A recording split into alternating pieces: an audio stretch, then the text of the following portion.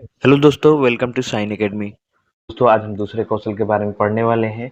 दूसरे कौशल का नाम है प्रश्नीकरण कौशल और एक इसका है नागरिक शास्त्र का हम पढ़ने वाले हैं। यहाँ पे हम बनाते हैं एक कॉलम जहाँ पे लिखते हैं दिनांक, विषय, कक्षा, वर्ग, कालांश और अवधि। अवधि इसकी भी 6 मिनट की ही होती है, 6 मिनट। और यहाँ पे हमारा प्रकरण है नगर पंचायत।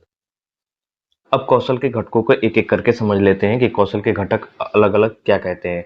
संकेत देना, कभी कभी ऐसा होता है कि जो शिक्षक प्रश्न पूछते हैं वह बहुत ज्यादा कठिन हो जाता है। ऐसी स्थिति में हम उसी प्रश्न को बहुत बड़ा बड़ा करके नहीं पूछते, उसी प्रश्न को छोटे छोटे टुकड़ों में विभाजित किया जाता है और छात्र से उत्तर निकलवाने का प्रयास किया जाता है।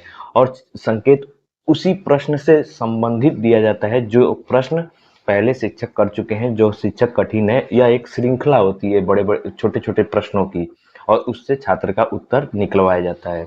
दूसरा है विस्तृत सूचना प्राप्ति। विस्तृत सूचना प्राप्ति से मतलब है कि जब छात्र उत्तर नहीं दे पाता है तो शिक्षक क्या करता है कि व्याख्या करता है, स्पष्टीकरण देता है, उसको विचार विचार के साथ उसको कहता है समझने के लिए, सोचने के लिए। और जैसे जैसे वो सोचता समझता है, छात्र खुद ही उत्तर देने के लिए तत्पर हो जाता है। उत्तर वह छात्र खुद दे सकता है। तो इस तरह से हम छात्र को निरुत्साहित न करके उसी को प्रोत्साहित करते हैं कि वह छात्र उत्तर दे सके। तीसरा क्वेश्चन है पुनः केंद्रीकरण। पुनः केंद्रीकरण तकनीक का प्रयोग तब किया जाता है जब छात्र सही सही उत्तर दे दे, तो उसके बाद से छात्र को एक जांच के लिए उसको विभिन्न विभिन्न परिस्थितियां दी जाती है पूर्व घटित घटनाओं के आधार पे। उस घटित पूर्व घटित स्थिति के आधार पे जब उस डिफरेंट डिफरेंट स्थितियों में, डिफरेंट डिफरेंट पोजीशंस में जब वह छात्र सबका सामान्यीकरण कर लेता है, तो इस तरह से छात्र पूरे समझदारी से उस प्रश्न को, उस उत्तर को समझ लेता है। इस तरह से अधिगम का जो स्थानांतरण है, अधिगम का स्थानांतरण वह बहुत अच्छे से हो पाता है, इसलिए यह उपयोगी है।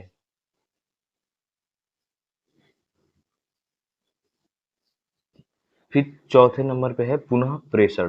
पुनः प्रेषण तकनीक का प्रयोग तब किया जाता है, अलग अलग पूरे क्लास के बच्चों से सवाल पूछी जाते हैं और उससे जब क्वेश्चन कर लिया जाता है ये पुनः प्रेषण वाला, तो पुनः प्रेषण करते हुए हम क्या करते हैं कि छात्रों से डिफरेंट डिफरेंट सबकी सहभागिता प्राप्त करते हैं।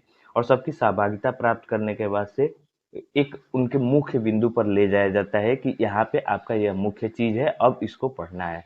तो इस तरह से पुनः प्रेषण तकनीक का यूज किया जाता है। पांचवा क्वेश्चन, पांचवा घटक है आलोचनात्मक सजगता। आलोचनात्मक सजगता जैसे कि प्रश्नों पे टीचर क्यों, कैसे, इस तरह के प्रश्न करने लगे, उनको आलोचनात्मक तर्क देने लगे, तो इस तरह के प्रश्नों को हम कहते हैं आलोचनात्मक सजगता के प्रश्न। अब है पाठ प्रस्तुतिकरण। इसमें 3 कॉलम बनते हैं। पहला हो जाएगा क्रम संख्या, छात्र अध्यापक कथन या क्रियाएं। इसको हम छात्र अध्यापक क्रियाएं जो है, इसी को हम यहाँ पे स्लैश करके छात्र अध्यापिका भी लिख सकते हैं और यहाँ पे छात्र और छात्रा कर सकते हैं। तो इस तरह से इसको हम कर सकते हैं। न अब क्वेश्चन शुरू करेंगे। नगर पंचायत के बारे में आप क्या जानते हैं? तो ये हमारा पहला ही प्रश्न क्या होता है? समस्यात्मक। नगर पंचायत का, अब इससे हम रिलेटेड छोटे छोटे प्रश्न करेंगे। नगर पंचायत का गठन कितने वर्षों के लिए होता है? 5 वर्षों के लिए। नगर पंचायत का चुनाव कैसे होता है? प्रत्यक्ष जनता द्वारा। नगर पंचायत में वोट देने के लिए न्यूनतम आयु कितनी होनी चाहिए? तो 18 वर्ष की आयु होनी चाहिए। पांचवा क्वेश्चन है नगर पंचायत का प्रमुख कौन होता है? तो नगर पंचायत का अध्यक्ष होता है। नगर पंचायत अध्यक्ष का चुनाव कौन करता है? उसी नगर की जनता करती है। सातवां प्रश्न है नगर पंचायत के लिए कितनी आबादी होनी चाहिए? 5,000 से 1 लाख के बीच की जो आबादी है वो होनी चाहिए। आठवां प्रश्न है नगर पंचायत के कुछ कार्य बताइए। अब इतना सारा प्रश्न करने के बाद से जो छात्र है वो सक्षम हो जाता है कि किसी चीज के बारे में वो पूरा पूरा बता सके। तो यहाँ पे है सड़क बनवाना, सफाई करवाना तथा शिक्षा की व्यवस्था करना। लास्ट 9वां क्वेश्चन है कि आप नगर पंचायत के बारे में बताइए। अब इससे क्या होगा कि जितने हम प्रश्न पूछे हैं उन्हीं सबको मिला के छात्र उत्तर देता है। तो नगर पंचायत 5,000 से 1 लाख के बीच जनसंख्या वाले क्षेत्र को कहते हैं, जिसका एक अध्यक्ष होता है जिसे 5 वर्ष के लिए जनता द्वारा चुना जाता है। नगर के पंचायत का कार्य होता है नगर में सड़क, सफाई, शिक्षा आदि की व्यवस्था करना। इस तरह से हम बना लेते हैं। फिर आते हैं निरीक्षक तालिका पे। निरीक्षक तालिका में आपको पता है 3 कॉलम होते हैं, टैलीज, व्यवहार घटक, रेटिंग स्केल। रेटिंग स्केल में 2 है, न्यूनतम और अधिकतम। न्यूनतम में 0 से 3 और अधिकतम में 4 से 7। पहला हमारा जो घटक था, संकेतात्मक प्रश्न पूछे गए, विस्तृत सूचना प्राप्ति के प्रश्न पूछे गए, पुनः केंद्रीकरण के लिए प्रश्न किया गया, पुनः प्रेषण किया गया, आलोचनात्मक सजगता के प्रश्न पूछे गए।